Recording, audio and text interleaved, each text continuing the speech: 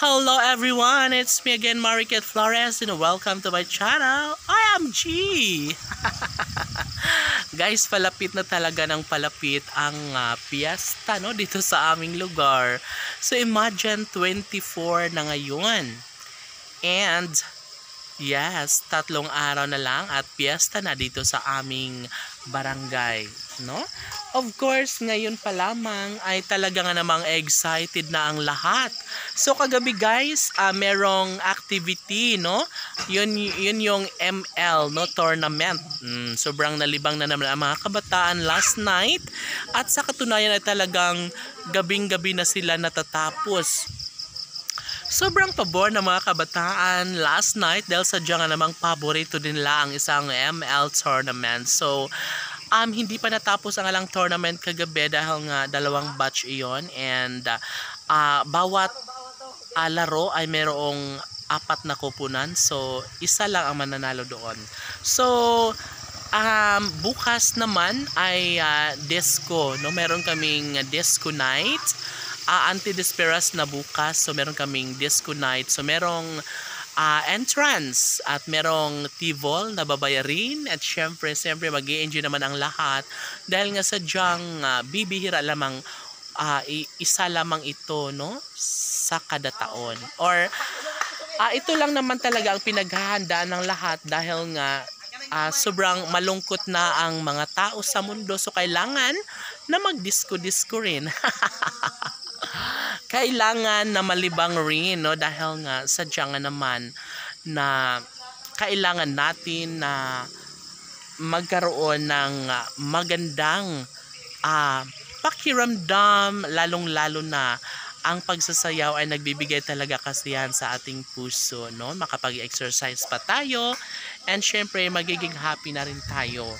Of course, pagkatapos sa 26, merong activity ulit dito. Yun yung ano ba yun? Macho Gay. So Macho Gay by April 26. So sobrang excited na nga ang lahat. By the way, yung mga sumasali pala is from our barangay lamang, no?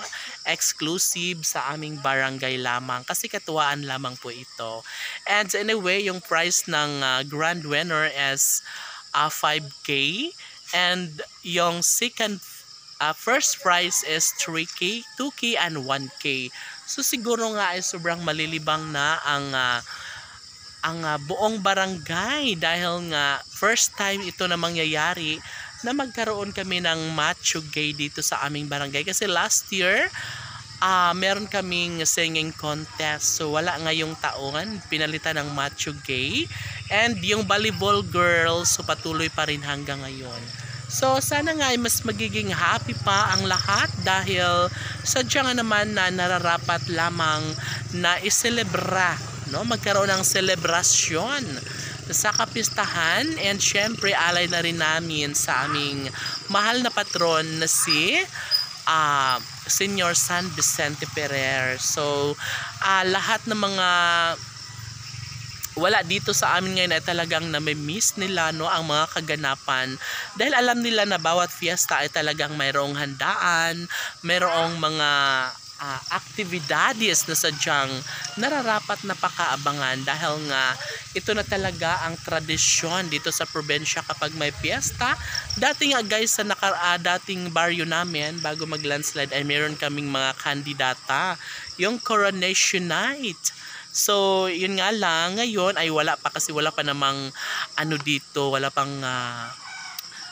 barangay gymnasium, wala pang ganun. So maybe next year or sa susunod na taon pa, no, syempre hindi naman laging ganito. Of course naniniwala ang buong barangay na magkakaroon din ng gym or court, tawag yan, basketball court, and syempre kailangan din yun sa isang barangay kasi alam naman natin na mga kabataan ay mahilig din sa basketball and of course ang volleyball. So yung volleyball kasi guys, kahit dito na sa amin wala pang court, basketball court, so pwede namang sa lang muna, sa lupa lang muna.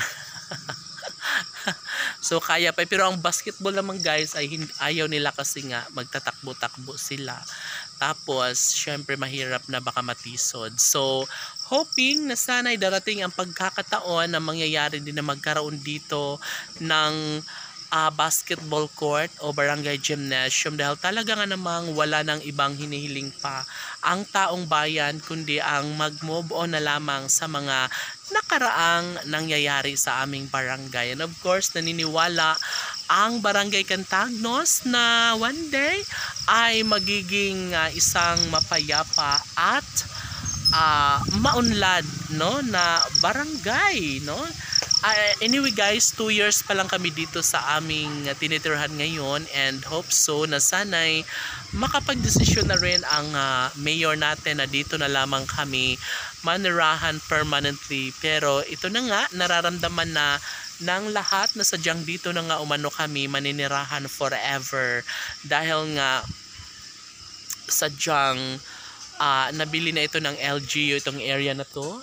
Yan, nabili na ito para sa amin sa Barangay Cantagnos landslide survivor. So sana nga one day ay mas mag-improve pa ang aming barangay. Well, bago pa lang naman kami guys sa 2 years, so at least meron na kaming daycare center and iba pa yung chapel namin, but maybe soon magkakaroon na rin kami ng lahat ng mga infrastructure na kinakailangan dito sa aming barangay. Anyway, alas 6 na pala ng hapon. Alas 6 na ba? And of course,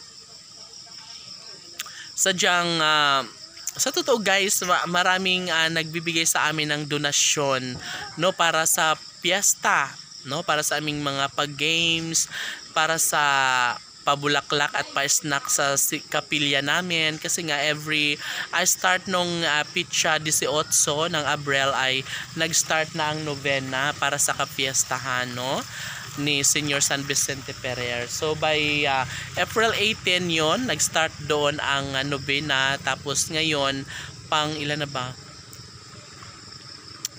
Pang 7 araw na pala ngayon. So matatapos ang novena is this coming April 26. Oo. So ayun, malapit-lapit na kasi nasa 24 na tayo, 2 days na lang. And of course, excited na nga ang lahat nasa lubungin ng kapiyastahan, no, na Senior San Vicente Ferrer. And syempre yung mga kapitbahay ko na nasa ibang lugar o nasa abroad, syempre nami-miss nila. So through video calling na lang, live video sa aming page sa barangay para masilayan nila ang kaganapan dito sa aming barangay. So that's all for today. It's me again, Market Flores. See you again tomorrow. Good night!